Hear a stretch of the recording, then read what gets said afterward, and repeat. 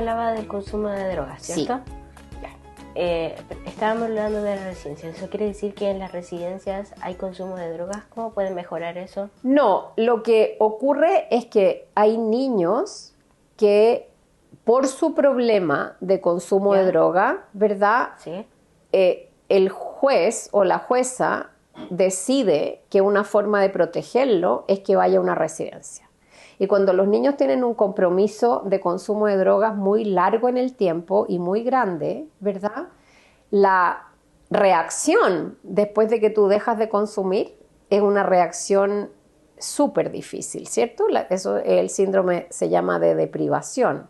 O sea, si yo estoy acostumbrado a aspirar algo, ¿no es cierto? Pintura o las cosas que se aspiran ahí en una bolsita. No estoy hablando de las grandes drogas, estoy hablando de las drogas que se compran en la ferretería, ¿cierto? O sea, que no es droga, pero que es como, si yo aspiro neopren, me estoy drogando. Si yo aspiro ¿no es cierto? Un tóxico. Lo que pasa con ese tipo de droga es que si tú la estás consumiendo durante mucho tiempo y la dejas de consumir abruptamente, la reacción del cuerpo es demasiado fuerte, ¿cierto? Y los niños se descompensan y los niños rompen cosas y los niños gritan, ¿cierto? Es la descompensación de la deprivación. Eso hace súper difícil manejo. Y por otro lado, también tenemos situaciones en que los niños van al colegio, los niños no están encerrados en una residencia, ¿cierto? El niño sale de la residencia, no está preso, el niño está en una residencia. Pero de igual manera se podría considerar que está preso. No, está viviendo en un lugar. Sí, pero es que no tiene con tanta otros libertad niños como un niño que no está en una residencia. Ejemplo, ese niño que está en la residencia puede salir al parque con sus padres cuando quiera. Es que no tiene a los padres. Por eso, pero ¿puede salir al parque? El niño podría, depende cuál es el régimen de la residencia. Lo que pasa es que también hay distintos tipos de residencias. Todas las llamamos residencias, pero no son todas iguales, ¿cierto? Hay niños que, igual que en la casa, se levantan en la mañana, hacen lo que tienen que hacer, van al colegio, vuelven en la tarde, etcétera, etcétera. Eso hace que el niño que está con problemas, ¿verdad? Por ejemplo, de droga, igual tenga acceso a la red que dejó, ¿cierto? Sí. Y que le vende las drogas y qué sé yo. Entonces, la situación es mucho más compleja, que simplemente decir hay drogas en las residencias. Nadie entrega drogas en las residencias, pero los niños entran y salen y no es que los niños sean culpables, yo no estoy diciendo eso. Digo que las redes que hay afuera en el fondo hacen su trabajo, ¿cierto? Que es un trabajo espantoso, pero hacen su trabajo de vender, de traficar. Es muy difícil salir de eso, es como que un niño está atrapado.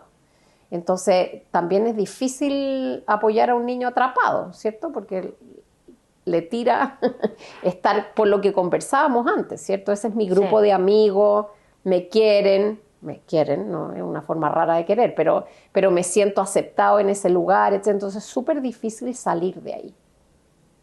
Perfecto. ¿Por qué existe mucha explotación sexual infantil? El problema con la explotación sexual infantil es que ni siquiera sabemos cuánta es en términos es un fenómeno que no es muy abierto, ¿cierto? Es muy abierto en el sentido de que no todo el mundo se da cuenta, no todo el mundo sabe. Las redes de explotación sexual infantil se han ido perfeccionando y sofisticando, ¿cierto? Hasta antes de las redes sociales y antes de todo esto, era muy evidente ir a un lugar y darse cuenta que ahí había una red de protección sexual infantil porque estaban las niñas y los niños como ofreciendo su servicio en una plaza, en una calle, etc. Hoy día es súper difícil de detectar porque hoy día hay, en el fondo, explotación sexual infantil por internet, ¿cierto? Se conectan los servicios de los niños por WhatsApp. O sea, es una red sumamente difícil de identificar y por el otro lado bastante difícil de atender. Ahora, la situación es gravísima. Yo no sé si es muy grande y da un poco lo mismo, creo que si es grande o chica, eso no debe ocurrir bajo ningún punto de vista. Entonces, y no es un trabajo solamente de mejor niñez, ni es solamente un trabajo, o sea, es un trabajo donde tiene que trabajar muy bien la policía, la fiscalía, no la policía persiguiendo a los niños, ¿no es cierto? Es la policía y la fiscalía persiguiendo a aquel que pone a los niños en esta situación. Así es. La mayoría de los niños que se encuentran en explotación sexual infantil se arrancan de la residencia. Se arrancan de la residencia. Digamos sí, es que se arrancan. Correcto, salen de la residencia para poder, en el fondo, para cumplir con estos requerimientos y seguir participando de esta red. Es súper complicado. Y estamos ahí, de hecho, hoy día en la mañana tuvimos una reunión con un grupo de personas que trabajan en ese tema y vamos a tratar de intensificar los esfuerzos de trabajo, no solo con Mejor Niñez, sino que también con estos otros actores, porque uno de los problemas que nos decían, y yo comparto, uno de los problemas que nos decían que existe es que incluso cuando se descubre una red de protección sexual infantil, los culpables de esa red no necesariamente son castigados. Y eso, te fijas que es una trampa, porque claro, uno puede tomar los niños, hacer algo con los niños, pero si la gente que está cometiendo esos delitos no tiene ninguna sanción, en el sentido de que efectivamente se trate de desarmar el origen del problema, es muy complicado. Entonces hay una suerte de reclamo, ¿verdad?, de muchas organizaciones que trabajan con los niños, que dicen, no, sí está bien, nosotros podemos trabajar con los niños, pero ¿qué hacemos con los culpables? Y finalmente se los sanciona un rato y después vuelven a hacer lo mismo. Entonces, no es solamente un asunto con los niños, también es un asunto de qué hacemos con aquellos que administran estas redes, que no son buenas personas, ¿no? Obviamente. O sea, están haciendo un negocio, está claro, están ganando plata, eso está claro, pero tienen que ser sancionados. Sí, muy sancionados. Así es. Exactamente. ¿Qué sucede con los niños, niñas y adolescentes con necesidades especiales en residencias de niños, niñas y adolescentes? ¿Hay residencias especiales? ¿Cuál es el apoyo que se les da? Sí, hay residencias especiales. Hay dos cosas ahí, y porque además tiene que ver cuál es el tipo de necesidades diferentes que tienen los niños. Efectivamente hay servicios especializados para niños que tienen necesidades diferentes, eso existe. Pero tampoco no están los tiempos para que uno haga una residencia solo para niños con necesidades diferentes, ¿cierto? Porque lo que uno busca es que los niños que tienen necesidades especiales tengan una atención especial, pero necesitamos que se integren. Sí. No necesitamos hacer, te fijas, como era en el pasado, que estuviera el hogar de los niños ciegos o el hogar de los niños, ¿cierto?, con problemas de discapacidad física. Lo que necesitamos es que los niños son niños y por lo tanto tienen que estar con otros niños. Y eso significa darles una atención especial, pero no significa generar residencias únicamente para niños con necesidades especiales. ¿Me explico? Sí, pero en una residencia, digamos, entre comillas, normal, pongamos este ejemplo, un niño con TEA. Grado 2. Ajá.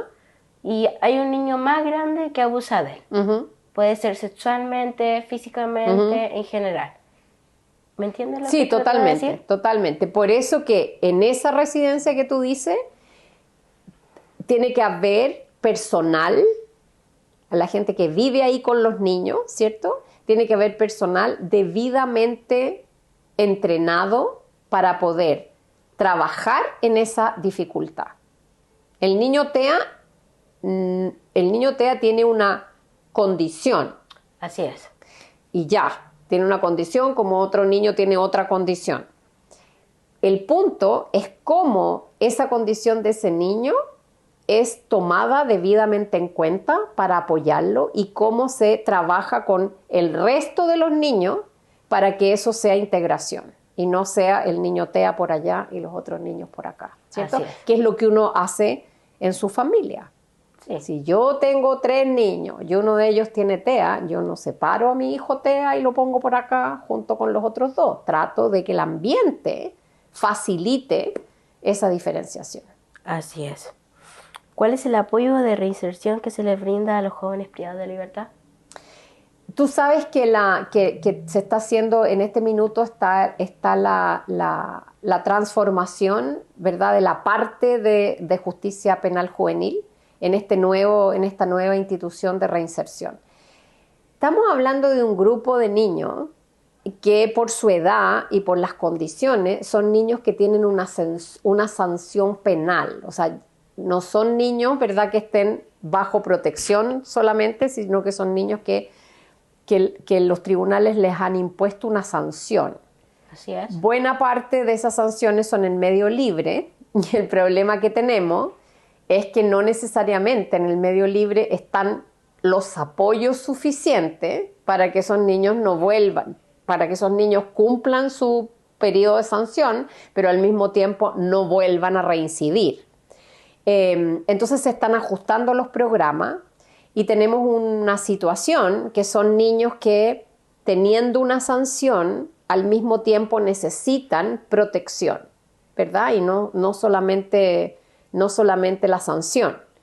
Entonces ahí hay una situación de niños que, cumpliendo una sanción, terminan en una residencia con niños que no tienen sanciones, sino que necesitan necesitan medidas de protección, y se produce ahí un problema, ¿cierto?, de un niño que ha tenido un actuar violento o que en el fondo ha delinquido y que de alguna manera llega a un hogar a una residencia donde hay niños que no han tenido ese problema. Por lo tanto, estamos trabajando harto en buscar cuáles son las medidas más adecuadas de atención de los niños que tienen sanciones digamos, ejecutadas por el Servicio de Reinserción Juvenil. No es fácil, para nada. Perfecto. Es muy difícil. ¿Se les podría brindar un apoyo a los niños, niñas, adolescentes que tienen a alguno de sus padres privado de libertad o sus padres privados de libertad? Sí, ese es un súper buen punto. Nosotros tenemos, y de hecho lo coordinamos aquí desde el Ministerio, tenemos un programa que está hace bastante tiempo, que se llama Abriendo Caminos, y que es un programa que es un programa que se hace en coordinación con Gendarmería. Gendarmería nos dice cuáles de las personas que están privadas de libertad, adultos, tienen niños y de qué edad, y lo que se hace es que el programa trabaja con los niños, hijos e hijas de las personas privadas de libertad y con las personas que los cuidan. De manera de que tienen que pasar dos cosas.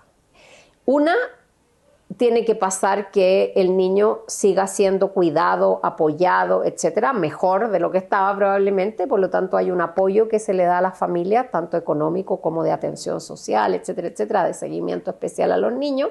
Buena parte de los niños se quedan con sus abuelas, sus tías, o sea, en general se quedan con familiares, y eso hay que apoyarlo. Pero al mismo tiempo, el programa también, dependiendo del caso, por supuesto, también apoya la vinculación de los niños con el papá o la mamá que están privados de libertad.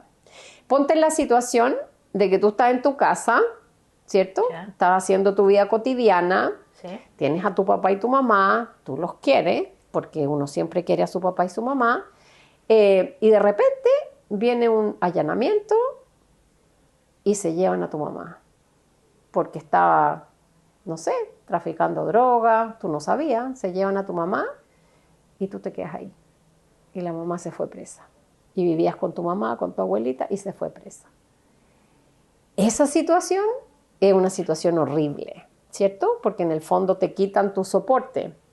La mamá cometió un delito, la mamá tiene que estar castigada seguramente por el delito que cometió. Por lo tanto, viendo la situación, tú necesitas que un programa también mantenga la vinculación, ¿cierto? Que la mamá que está en esta situación o el papá que está en esta situación también quiere a sus niños, ¿cierto? Sí. Si no es verdad que porque yo cometa un delito no quiero a mis niños. Yo quiero a mis niños, solo que cometí un error grave por el que tengo que hacerme responsable. Así es. Por lo tanto, este programa también ayuda a mantener ese vínculo, porque la mamá o el papá se le privó la libertad por este delito, no sé, 4 años. ¿Y cómo va a volver 4 años después a revincularse con el hijo que lo ha ido a ver una vez a la semana, una vez cada 15 días, a la cárcel? ¿A verlo? tener un contacto con él. Por lo tanto, el programa Abriendo Caminos hace eso, ¿no? Y por eso que es un trabajo digamos, en coordinación con Gendarmería. Entonces, ahí tenemos que hacerlo más, pero es algo que no es simplemente un programa, te lo pongo de esta manera, no es simplemente un programa para decir queremos evitar que el hijo de un delincuente sea delincuente, porque no es cierto que todos los niños de personas que han delinquido son delincuentes. Así es. Entonces, ¿me entiendes? No es verdad eso. Eso ocurre, por supuesto, pero no es cierto que porque yo tenga un pariente delincuente, entonces yo voy a ser delincuente. Depende del apoyo que a mí me den. Y eso es lo que hace este programa. Así es. Yo tengo conocimiento que en CPF San Joaquín hay una sección especial para que la madre pueda estar con su hijo, pero solamente es entre 1 a 2 años. ¿Por qué no hay para más años, para más edad? Hay un asunto legal. Hay un asunto legal que tiene que... Primero, no es bueno, así en general, ¿cierto? No es bueno que un niño esté privado de libertad junto con su papá o con su mamá en este caso, ¿cierto? Digo, por definición, no es bueno que un niño lo único que conozca es una celda y un patio, ¿cierto? Por más que esté ahí apapachado con la mamá, no es bueno que un niño esté encerrado junto con su mamá. Para el niño. Lo que se ha resguardado con esto es que hay niños que nacen mientras su mamá está detenida, ¿cierto? Está privada de libertad. Así es. Y por lo tanto, lo que se cambió la ley hace mucho tiempo atrás es que los niños puedan mantenerse ahí y hay servicios especiales para que los niños, de hecho, la Fundación Integra, tienen en el centro que tú mencionas en San Joaquín, tiene un programa especial de trabajo con esos niños, ¿cierto? De apoyo, como si tú tuvieras una especie de sala cuna, jardín infantil, que hace que el niño salga un poco del ambiente, porque los niños duermen con sus mamás en una celda, ¿no? Y así tiene que ser por la lactancia y por un montón de otras cosas. Entonces la Fundación Integra hace este trabajo en el fondo de hacer una suerte de sala cuna, jardín infantil adentro de la cárcel. Pero eso legalmente, por el asunto de la sala cuna y de la edad de los niños, ¿verdad? Llega hasta los 2 años. Por lo tanto, después de los 2 años, los niños tienen que, si la mamá sigue privada de libertad, tiene que irse con algún familiar o tiene que en el fondo ser transferido, no puede seguir en la cárcel porque va a seguir preso el niño, ¿cierto? Y eso es eso lo que pasa ahí. Por lo tanto, se trata de hacer la mejor atención en términos de desarrollo infantil temprano con los niños. Se trabaja bastante el apego con la mamá, etcétera, etcétera, pero hay que hacer todo un proceso que yo creo que tiene que hacerse más y mejor en términos de las mamás que se van a seguir ahí, cómo se hace la transición, porque te imaginas el dolor de estar 2 años con tu guagua y que después te la tengan que llevar a otro lado. Entonces uno quiere los niños y dice, ya, pero tampoco es lógico que se quede aquí. O sea, ¿me entiendes? Que esa es como como el desafío. O sea, ¿qué hago? ¿Lo dejo ahí para que siga con la mamá, pero en realidad está preso? ¿Lo saco? ¿Lo pongo dónde? Y la mamá no lo ve. O sea, hay que trabajar eso mucho mejor, porque después la mamá va a salir y tiene que mantener la relación con el niño. Sí, pero también la madre... yo leí un diario de crear unas internas de también CPF San Joaquín, y había un capítulo donde decía la madre, una mujer presa puede ser madre desde la cárcel. Tendría que poder. Sí, el 70% de las mujeres que fueron encuestadas dijeron que no, y el 30% dijeron que sí. Y cuando dijeron que sí, ¿qué dijeron? Que quisieran ver los niños todos los días, que quisieran hacer qué. Porque uno es mamá, esté con los niños o no, ¿cierto? Sí, una mamá. Si yo no estoy con los niños, sigo siendo mamá. O sea, no es que me quiten ser mamá. Lo que me quitan es la posibilidad de estar con ellos. De la crianza. Correcto. Salía un ejemplo que la madre llamaba a su hijo y el hijo decía, estoy ocupado. La mamá le intentaba preguntar cómo le fue en el colegio. No podía porque el niño estaba ocupado, no tenía batería en el celular, ejemplos así. ¿Usted me entiende? Sí. Entonces, ¿cómo se podría mejorar la crianza de la madre privada de libertad desde la cárcel a sus hijos. Bueno, eso es lo que hay que trabajar caso a caso, porque depende de la edad de los niños. El niño a lo mejor está ocupado porque está enojado, no porque esté ocupado. Depende quién lo cuida, ¿cierto? Sí. O sea, ese es el tipo de cosas que uno tiene que trabajar uno a uno, porque la realidad de cada niño es completamente distinta, la realidad de la mamá es completamente distinta. ¿Qué sabes tú cuál es la relación que tiene la mamá con la familia que se quedó cuidando el niño? O sea, este tipo de cosas son las cosas que hay que hacer uno a uno. Así Que uno es. puede tener un marco, una regla general, pero que mantener el vínculo y cómo se mantiene el vínculo es una cosa uno a uno. No sirve hacer para todos lo mismo.